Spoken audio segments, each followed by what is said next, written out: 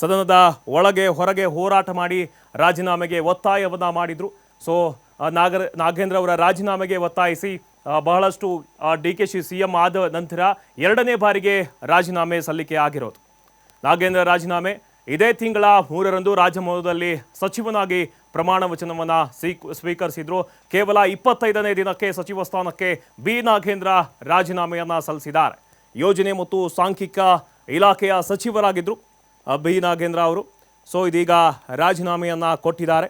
ಹೆಚ್ಚುವರಿಯಾಗಿ ಇವರಿಗೆ ಕಲ್ಯಾಣ ಕರ್ನಾಟಕ ಸಚಿವಾಲಯದ ಹೊಣೆ ಕೂಡ ಕೊಡಲಾಗಿತ್ತು. ಬಿಜೆಪಿ ವಿರೋಧದ ನಡುವೆಯೂ ಹೆಚ್ಚುವರಿ ಹೊಣೆಯನ್ನ ನೀಡಲಾಗಿತ್ತು. ವಾಲ್ಮೀಕಿ ನಿಗಮದಲ್ಲಿ 187 ಕೋಟಿ ಅಕ್ರಮದ ಆರೋಪ ಇತ್ತು ಇವರಿಗೆ.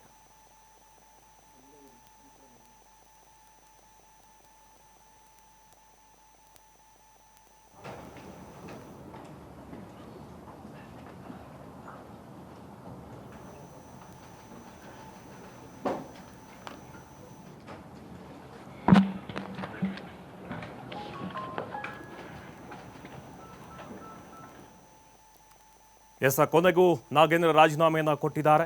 ಇದೇ ತಿಂಗಳ 3ರಂದು ರಾಜಭವನದಲ್ಲಿ ಸಚಿವನಾಗಿ ಅವರು ಪ್ರಮಾಣ ವಚನವನ್ನು ಸ್ವೀಕರಿಸಿದ್ರು. ಕೇವಲ 25ನೇ ದಿನಕ್ಕೆ ಸಚಿವ ಸ್ಥಾನಕ್ಕೆ ಬಿ ನಾಗೇಂದ್ರ ರಾಜೀನಾಮೆಯನ್ನು ಕೊಟ್ಟಿದ್ದಾರೆ.